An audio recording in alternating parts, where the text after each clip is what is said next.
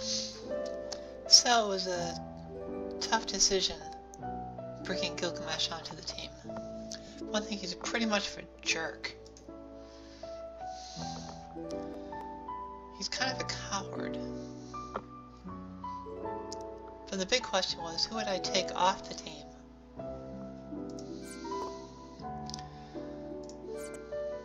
I had Cecil, who's a tank. He has to be there. I have Elsa. She's my main damage. She has to be there. Exvius, the healer. She has to be there. The choice was between Cloud of Darkness, sitting there, kind of a spoiler alert, and Warrior of Light, who's only a 5-star, but he is so awesome. You can see everybody be awesome just in a second as we go to the arena. Cloud of Darkness does deadly damage against humans, of which almost every character is. But in the end, it was going to be Gilgamesh. Sigh, dude. Let's see in action. I've only had him in the arena, I think, once. I don't know if I want to pit him against another Gilgamesh right at this point. So I'll go with the next one down, which is X-Death. His player is rank 49, ratio is 1.03, which is above mine, so I'll get good points. Okay, let's try it. The opponents are 2 X-Deaths. We have a Cecil, as usual, a Raphia, their healer, and Lightning. 5-star base. She has devastating AEs, and she can chain with these guys. And if they get the first move and the AI has them all chain, I could lose this in the very first move. On our side, we have Cecil, Raphia. These are very standard units. Gilgamesh, of course, Warrior of Light, and Elsa. Now, Warrior of Light has a little trick. He has dual wield, and in one hand he's holding a shining splendor sword that can blind the people it hits. On his other hand, he's holding a golem's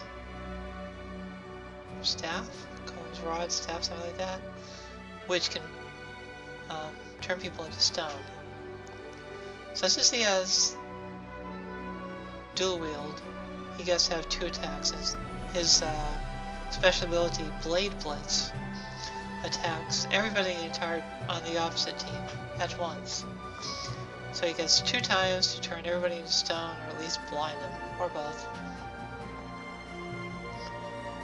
Let's see how we do.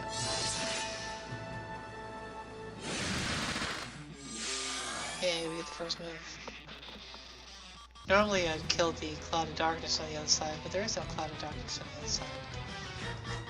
For our first move, we will boost the attack and defense of our group, aka the good guys, and the Warrior of Light will do his Blade Blitz. That will lure Cecil to guard somebody, which will necessarily leave everybody else unguarded.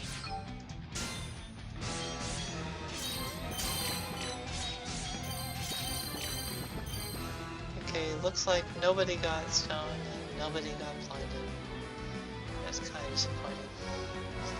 For our next move, we're going to make sure that that the opposing Raphia can't heal by taking away all of her magic points. Oh, you know what? Elsa is such a badass that even just drained the power, she took Raphia down to half-life. Gilgamesh has one of his signature moves. His Divider deals partial unmitigated damage to all enemies. So even though these guys may have high defense, Cecil certainly does, and probably Lightning does. This will more or less ignore it. Boom. Boom. Refu's almost dead. Now since these are casters, we're going to have Cecil cast Focus, which will boost our magical defenses. Now, lightning is conjuring our attacks. She's doing almost no damage.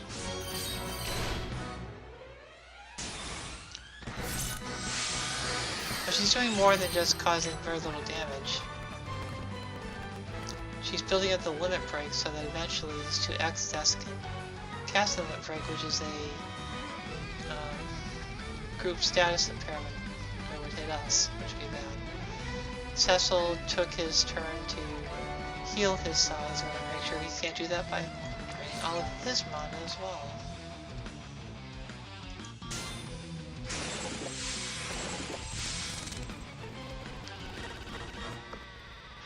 Elsa really has some nice moves, but she always has to spend the first few things draining people. I see they managed to inflict silence on my Cecil. But that's not going to stop him. He only spells he's going to cast are cures. And as long as Refi is still alive, she can do it. Gonna try again? Oh, Cecil got stoned. He's out of the fight.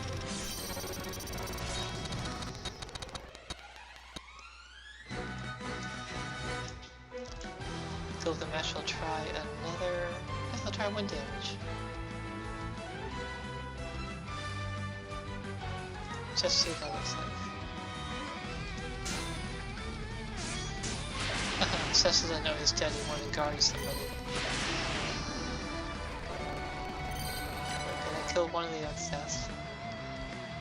Finish killing the Refi. Lightning is down, so the only live unit we have now is X-Death. With Cecil guarding him in death, there's not a lot we can do at this point, so we'll just continue to next turn.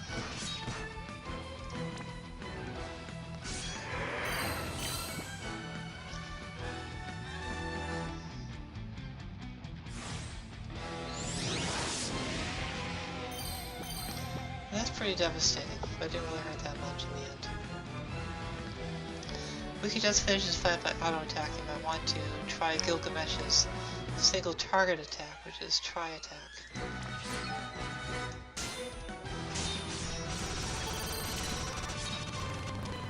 And the fight's over. We win.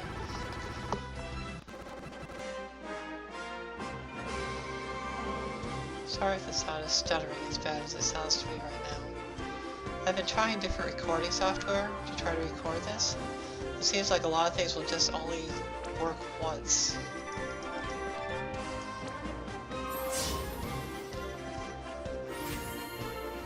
Yeah, 3078. If I get higher than 3000, well, between 0 and 3000, then I'll be, I think, eligible for the target rewards, which is what I want.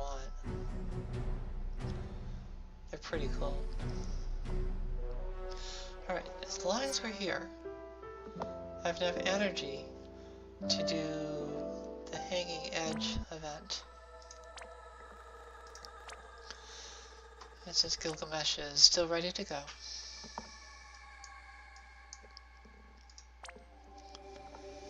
we'll give him a shot. Chance to prove his stuff.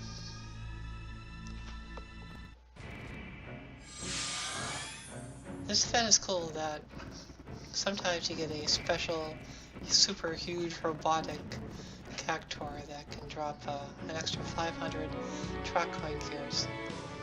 Those trochoid gears can be used to be redeemed for things like the metal gigantors, which is what I used to boost Gilgamesh all the way to 100. I was waiting for an event that could do that, and this, since yesterday, this patch, the drop rate has been boosted so I could actually afford to get some of these things.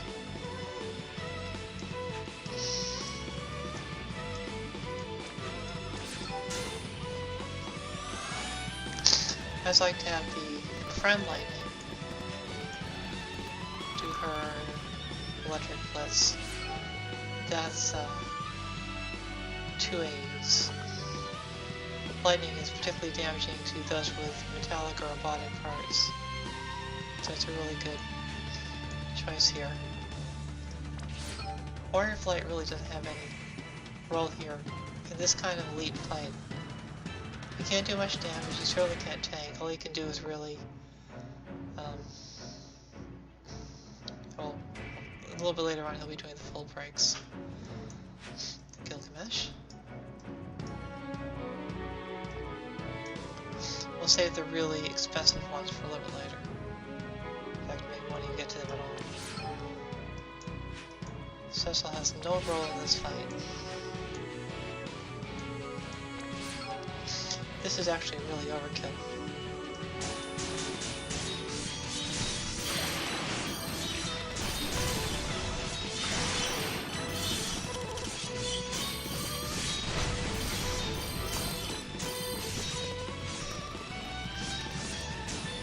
I love seeing the death and destruction. I bet the money I spent on all the Trust Master rewards for the past week was money well spent. I could have spent that money, the same amount of money, to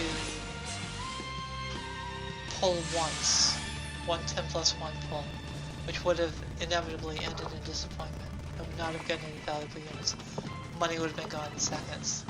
With this, I took some time farming, but I had enough lapis for the continual refills whenever I ran out of energy. I just kept that going for a week, and all my characters became badasses. So, to me it was worth it.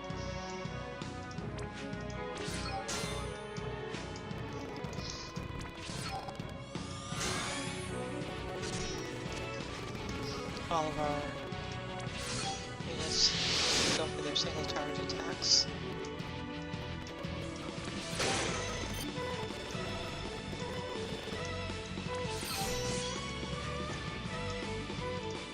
This would be another bloodbath.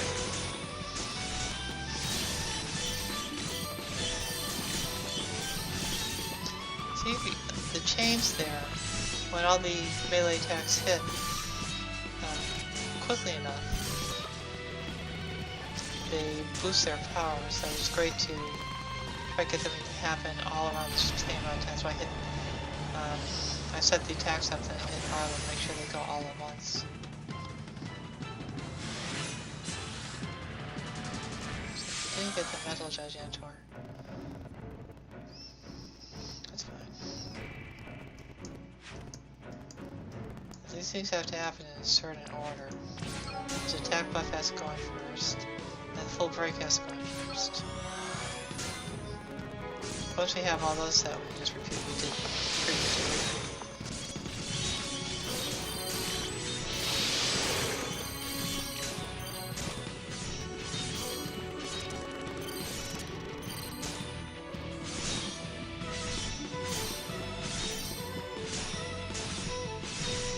It's just too much damage.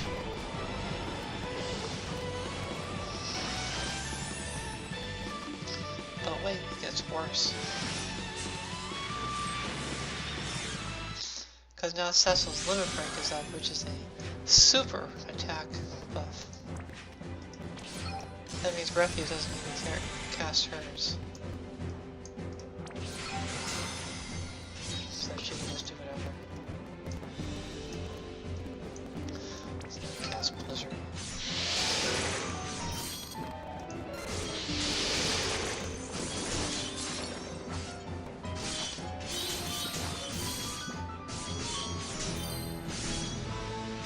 Not much of a boss if it dies that fast.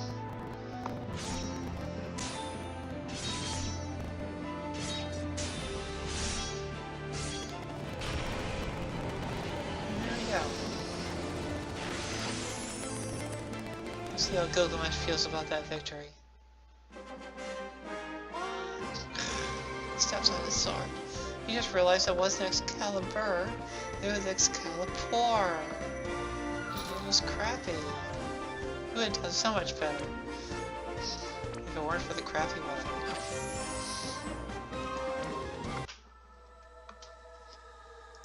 And that's it.